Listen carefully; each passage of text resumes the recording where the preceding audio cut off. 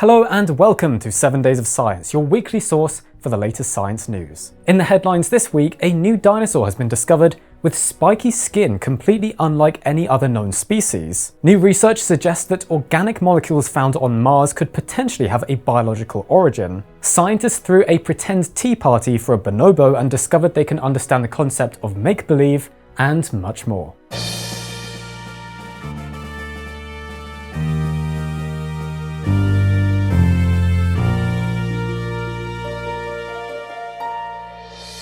If you're not already supporting us on Patreon, now is a good time to become a member, as Doug and I recently released our review of all our favourite science news stories of 2025. Every week we also release the script for the next episode of 7 Days of Science early to our patrons, and host monthly discussions of news highlights. So if you like what we do here, be sure to support us on Patreon and get access to some fun bonus content. Our top story this week is the description of a phenomenal new dinosaur species that reveals an entirely new kind of skin covering for these prehistoric animals, with the fossilized skin preserved down to the cellular level. The new species is based on a truly extraordinary fossil uncovered in northeastern China. Now, I'll be honest, when I saw the photos of this fossil, I was astounded. This has got to be one of the most beautiful looking specimens I've ever seen. The near-complete articulated skeleton of this dinosaur is wonderfully preserved across several slabs of rock, giving us a spectacular view of the entire left side of the animal. The species has been given the name Haolong dongi, with Haolong meaning spiny dragon, a very appropriate moniker for this reptile. Haolong is an iguanodontian, so it's a member of the same great lineage that gave rise to the hadrosaurids, the so-called duck-billed dinosaurs. However, Haolong is more basal within the iguanodontians than the hadrosaurids, meaning it branched off much earlier. Haolong lived about 125 million years ago during the early Cretaceous, and the fossilized individual was not yet fully grown at the time of death, with certain unfused vertebrae and ribs indicating it still had some maturing to do. And how long was Haolong? Well, this juvenile measures 2.45 meters from the tip of its snout to the end of its tail, which is about 8 feet. The exceptional preservation of this little dinosaur means that remarkable details of its soft tissues have been kept intact for all this time. Along its tail, there's a series of at least 9 large overlapping shield-like scales extending from the base of the appendage all the way up to the very tip. This kind of scale anatomy looks quite similar to that of some modern lizard and snake tail scales, but it's quite different from the tails of hadrosaurids, some of which have been found in mummified specimens from North America. Hadrosaurids tend to just have lots of small, non-overlapping scales in this region, though some did have large midline feature scales on the tail and back. The Haolong tail scales also look quite similar to another remarkable dinosaur fossil called Culindrodromeus from Russia and described in 2014. A different scale type is also preserved in other regions of this dinosaur's body. Patches of small, rounded, non-overlapping scales, termed tuberculate scales, can be seen distributed around the neck, chest region, hip, and base of the tail. But the really remarkable thing about Haolong is that in most places where these scales are present,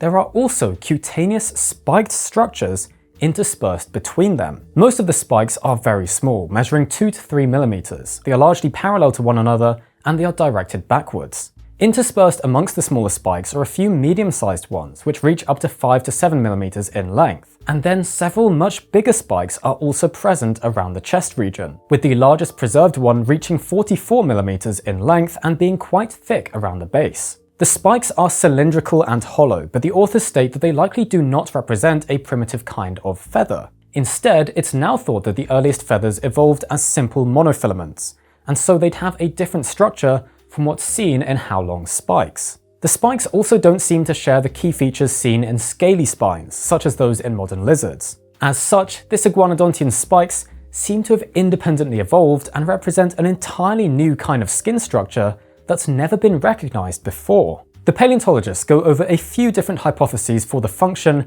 of these remarkable spines, but consider the most plausible reason for their presence to be that they were deterrents, making the smaller predatory dinosaurs that coexisted with Haolong think twice before taking a bite. Haolong also coexisted with the rather large and terrifying tyrannosauroid Tyrannus, so having some defensive spikes does seem like it would help increase its chances of survival against such an animal. However, given the variation in spike length, the paleontologists also hypothesized that they may have had more than one function, such as helping insulate the iguanodontians, or even serving as display features. The revelation of Haolong, the porcupine dinosaur, also raises the very interesting question of how widespread these spike structures could have been among iguanodontians. Might several other species, known only from fossilized remains without any soft tissue preservation, have been spiky as well? We have a pretty decent idea of what some hadrosaurids looked like in life, but perhaps more basal species, even iguanodon itself,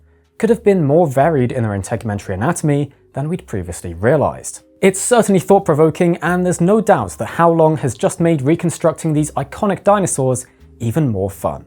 It's another action-packed week for paleontology news, as a recent paper was just published describing a new species of land-living vertebrate that was among the very first of its kind to evolve herbivory. This is Tyrannosaur herbitae. It lived about 307 million years ago during the late Carboniferous period and was discovered in Nova Scotia. At a whopping 1 foot in length, it was one of the largest land-living vertebrates of the time.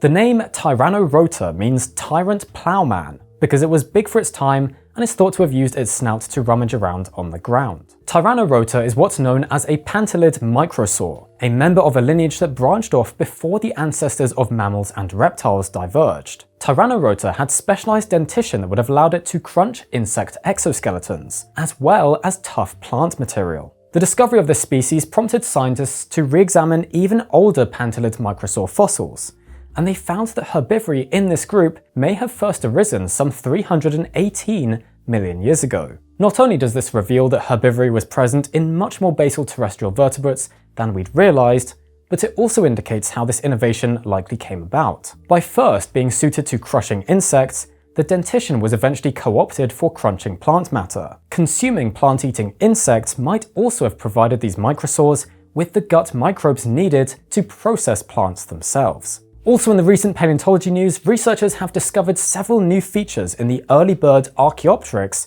that it shares with modern birds, which would have helped the prehistoric flyer feed more efficiently. Since powered flight is a very energetically costly form of locomotion, it's important for birds to have adaptations that allow them to meet the high demands of flight. 3 of these cranial features have now been identified in the Chicago Archaeopteryx, an exceptionally well-preserved specimen of this late Jurassic dinosaur. Large neurovascular openings at the tip of the jaws show that it had a sensitive bill-tip organ for locating food. A small tongue bone indicates increased tongue mobility for processing objects in the mouth, and structures on the roof of the mouth, called oral papillae, were also identified, which help hold smaller items in place. None of these features are known in non-flying, non-bird dinosaurs, so these adaptations must have appeared early in the evolution of birds as they became better suited to the demands of flight. Also in the paleo news, a recent study has investigated the biomechanics of meat-eating dinosaur skulls, focusing on how tyrannosauroid skulls performed compared with other lineages. The researchers explain that although many studies have examined how Tyrannosaurus rex fed and how its skull responded to stress, much less work has been done on its tyrannosauroid relatives. These paleontologists used finite element analysis to digitally test how 2D representations of different theropod skulls performed under various stress and strain levels, allowing them to analyze a very large sample of flesh-eating dinosaurs and examine the evolution of their feeding behavior. Within the tyrannosauroids, they found that smaller, earlier tyrannosauroids had quite delicate skulls, less capable of resisting high bite forces. Medium-sized tyrannosauroids generally showed lower cranial stresses and were therefore able to withstand higher forces, with the exception of the slender-snouted Alioramins and Nanotyrannus, which would therefore likely have fed on smaller prey. The biggest tyrannosauroids with the deepest snouts could resist the greatest forces, and would therefore have been capable of feeding on a wide range of prey. It's a fascinating new study that reinforces what impressive creatures the later tyrannosaurs were. I'd also like to say a big thank you to the lead author of this study, Evan Johnson Ransom, for sending me the paper. We're heading back to the Red Planet now for a very, very exciting study on organic compounds published in the journal Astrobiology. The compounds they looked at were long-chain alkanes discovered in the Gale crater. These compounds had previously been the subject of a study from last year that had suggested several possibilities for how they formed. However, the study published this week argues that the amount of the compounds that were discovered is simply a lower limit, as radiation beaming onto the surface will have slowly destroyed many of them over many millions of years. They estimate a much larger concentration of these alkanes from before the radiation started to degrade them, and came to a rather intriguing and exciting conclusion. The idea that these organic compounds would have been delivered by meteorites and dust from space falls massively short of even the most conservative estimates. So how did they get there? The study proposes two hypotheses, one being that they were formed in ancient heated Martian water, and then transported to this location. The other is that it was formed in an ancient Martian biosphere, that it was formed by life. Now, before we get carried away, this by no means at all is the discovery of life on another world, but it is yet another example of previously existing life on Mars being one of the better explanations for evidence uncovered by our rovers out there.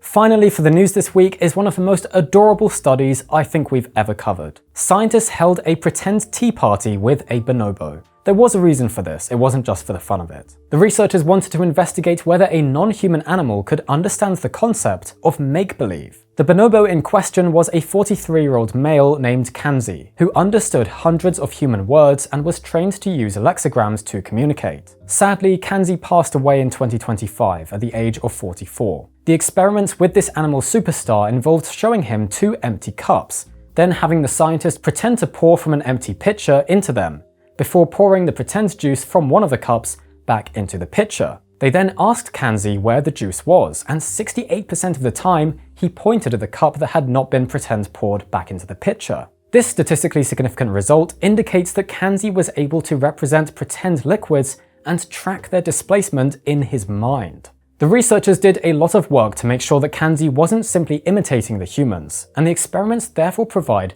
some convincing evidence that bonobos are indeed capable of applying secondary representations, meaning their minds, like a human mind, can depart from the here and now and generate imaginary possibilities. Truly an astonishing new study. Well, that's it for the news this week. I really hope you enjoyed learning about everything that's happened in these last 7 days of science. You can follow 7 Days of Science on Instagram, and also be sure to support us on Patreon if you enjoy what we do here. As always, a big thank you to our patrons, including Andrew Kawam, Brainweevil, Kang Yin, Chippy Chippy Chappa Chappa, Diana Hernandez, Drov Shrivastava, Gabriella, Gary Arrington, Gyotist, iRage, Uran Zidovic, John French, Joseph Ree, Josh Lambert, Joshua, Corey Peterson, Lena Rose, Lewis Fisher, Mark Nevin, Mendicant Fryer, Mike Pace, Monitor Man, Ralph Balzac, Robert Priapajika Jr., Robert Thomas, Stanforth Hopkins, Sammy Petrikis, Steve Bradshaw, Thomas F. Conroy III, Timothy N. Tedrow, Tracy Merrifield, and Troy Schmidt.